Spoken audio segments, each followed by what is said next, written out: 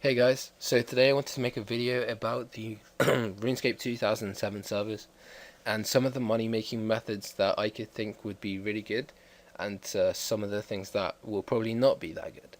So, yeah, I've played the game since I can't even remember when I started, but it was a long time ago when I was I don't know, like 8 years ago probably, something like that. I didn't really play too much in the beginning, but I did play a reasonable amount. Yeah, so anyway, so today I'm going to be talking about specifically money making from skills. I'm not really going to be talking about merchanting, like boss killing, I don't know, anything else that's money making. I will only be talking about how to make money from skills and what skills are good and which skills are bad. So, yeah, anyway, combat skills. So, this includes like attack, strength, defense, range, magic, constitution. So to make money, you're really gonna need to have a high combat level.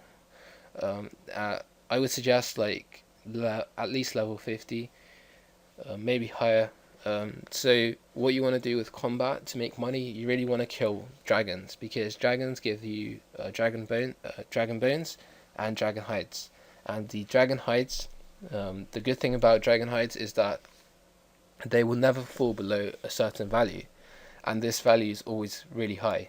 So, for example, um, you can craft dragon hides into dragon hide bodies, and for example, dragon hide bodies, high alchemize for 4.8k, I believe. And just because of this, the value of these items, such as dragon hides and dragon hide bodies, they will never drop below a certain value because of their high alch price. So it's a really good idea to kill dragons. The only problem is that if Jagex doesn't really sort out the bots, then this could present a big problem making money from dragons. So yeah. Also, the dragon bones are used to get power up really fast, and people are definitely going to want those items. I can't remember the exact price back in the day, but I think I remember there being 6k each. So they're quite items that people want. So yeah. Um, the next skill, prayer. Nope, that's not going to make you money. Rune crafting. Rune crafting is a really good one because, first of all, you can make money from, well, it's kind of mining, but you can make money from getting the pure essence or rune essence or whatever you want to call it. I don't know if they had pure essence back in those days, but yeah. So you can make money from the pure essence, but the money is not that amazing from that. But when you craft the runes, you make a lot of money. So nature runes are usually around like 300 each. I think I'm not 100%, maybe a little bit more because there's going to be high demand. Because the only real way to make money in this game, like actual coins, I don't mean like buying and selling items for money. I mean like actually generating GP. The only way to really do that is to hire out items or to sell items to a store. So that's the only real way to make money. So yeah, a lot of people are going to be high alchemizing items such as dra- dragon high bodies and U longbows, magic longbows, things like that. So a lot of people are going to want to have nature runes. So this kind of brings me to the reason why rune crafting is so good. There's a lot of demand for nature runes. There's also a lot of demand for other runes such as combat runes and lore runes and things like that. Also, the good thing about rune crafting is that there's no real interruption. You don't get there's no player versus player kind of you're not battling against other players for resources. So yeah, rune crafting is a really good one to do. The only problem with rune crafting is I pretty much want to kill myself every time I do a run of rune crafting. So if you're like me and you hate rune crafting a lot, then it might not be an option, just because it's so bad. But yeah, rune crafting, it's a really good money making method. It was a really good money making method back in the day. I fully expect there will be things like runners, and what I mean by this is like people will stand at the altar and they will just simply buy the runes of people who run with the pure essence. So I'm sure there would be something like that, and I just logged out. God damn it. Yeah, so that's what happens when you talk and you don't do anything in RuneScape. Anyway, so yeah, runecrafting, really good one to make money. The only problem is you want to kill yourself when you do it, so it might not really be good. Anyway, so construction, not a good one, not at all. You lose like millions, so no, not a good one. I doubt people will even have money to do that. Was it even released? I don't even remember. I think it was 2005, but I'm not sure. Agility, nope. Herblore, yeah, I think you could make money from this. If you collect the herbs yourself, especially, you'll make a lot of money. Some people get the herbs and then sell them to other players, so you could make those into potions, and that could probably be a good money making method, just because there's a high demand for potions, and I don't know. I just think it will be a good one. The only problem is you have to pretty much collect your herbs to make a lot of money. Otherwise, you're not really going to make that much. So yeah. Also, thieving. Let's see, thieving. You can't. Not really. You can't really make that much money. The only thing that you might do thieving for is for people who want to get their farming level up.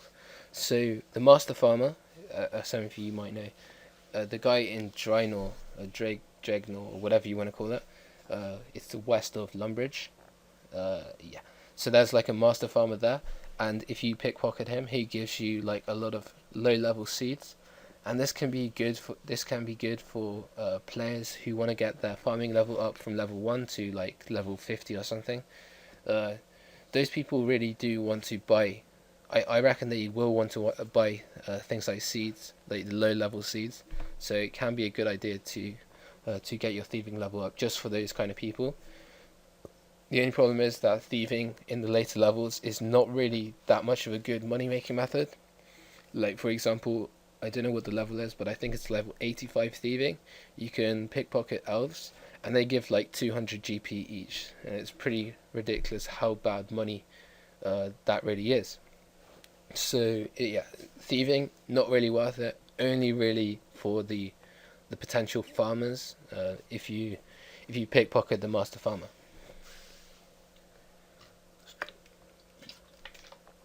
Okay. Crafting. There's always going to be a need for someone to be able to craft dragonhide bodies. So getting crafting up can help out with the economy, just to simply make the green dragonhide into dragonhide bodies. So there is a demand for crafters. However, usually if you're not collecting the supplies yourself, then it's not really going to be that good of money. So yeah, crafting's not going to be amazing money making in my opinion. It's going to be it's going to make you money, I reckon, but it's not going to make you very much. The next one is fletching. Again, I don't believe this will be a very good money making method, simply because unless you make the entire bow, which even if you make the entire bow yourself, it's still not going to be that great at making money. I mean, loads of people do fletching to make money, which is ridiculous. I don't understand why they do it. They think that like 50k an hour is really good money, which is not. So don't do fletching, please. It's the thing about fletching is that you make the money from woodcutting. You don't make it from fletching. You make a marginal amount of money from fletching. To make money from fletching, you'd have to collect all the supplies yourself. This includes like flax and things like that. So yeah, Slayer is okay. So I'm going to talk a little bit about Slayer. Slayer does drop some really good items. There are things like granite maws, which people want for PKing. There's also whips from absolute demons, things like that. Dark bows for range. There are a lot of good items in Slayer. The only problem with Slayer is selling the items themselves. Now, I don't think there will be much of a problem selling a whip, but when it comes to things like selling Mystic or other items which are unique to Slayer, then it might be a little bit difficult to sell those items. So yeah, especially since there's no grand exchange in the 2007 servers, you're going to be spending a lot of time selling your items. Now, back in the day, what a lot of people did was they went on the forums and they made like a post and they listed all their items. And basically, what people would do is they would private message them in game and then go to their location. Say, for example, they're doing, I don't know, they're doing a Slayer assignment. They would basically ask this, they would basically say on their post, they would say, come to my world in this location and I'll trade you this item or whatever. So that's pretty much how it worked back in the day. Yeah, so that's how people sold their items. Also, I don't know if there's going to be a similar situation where it was like back in the day where people would go to Falador Garden and start trading items in that location. Hopefully there will be new worlds. So for example, there will be like world 1 to 50. So there will still be like a world 2, which would be pretty awesome. I hope they do something like that. It is going to be on a micro site, so it's probably going to be like that actually. So yeah. Anyway, that's Slayer. Also, with Slayer, there are creatures that drop things like herbs and seeds. So, Slayer is quite a good skill if you want to get those other skills up as well. Also, if you want to sell your seeds and your herbs to people who do those skills, then it's quite a good skill for that as well. So, yeah. Hunter, I'm not sure if it was released, but if it was, then it's quite a good money making method. The only problem is that you are affected by other players. So, for example, if there are too many people in your world, then you're not going to be able to make money from that specific method. And also, back in the day, there were, well, I'm not sure if there were that many bots, but there were bots, and I could only imagine if Jaggers don't really sort out the bots, Hunter is not really going to be that much of a good money making method. But yeah, okay. So, I mean, Hunter is good because people do want things like Reg and Chompers to get their range up really fast. So there is going to be a demand for that kind of thing, but you are affected by other players. So yeah. Mining, again, you're affected by other players because you're basically mining for the same resource as others. I actually went onto a private server for a couple of days just to try it out, and I tried to get my mining level up, and it was so slow. It's not really even worth doing mining in the beginning because there's going to be so much competition for the same kind of rock, especially since everyone's starting from level 1. Everyone's going to be going for like tin and copper in the beginning. And it's pretty much going to be whoever spends the most amount of time is going to have the most success because they're going to be able to mine things that other people can't mine. So they're going to have their own free resources. The only thing, if you want to do mining, I would suggest going to some different locations other than Falador or Varrock because those are really busy. I would suggest going to somewhere like Yanville, which is southwest on RuneScape. So there's like a mining location just north of the bank, and there's a really good there's a load of rocks there, and I'm sure there are loads of other places that you can find rocks.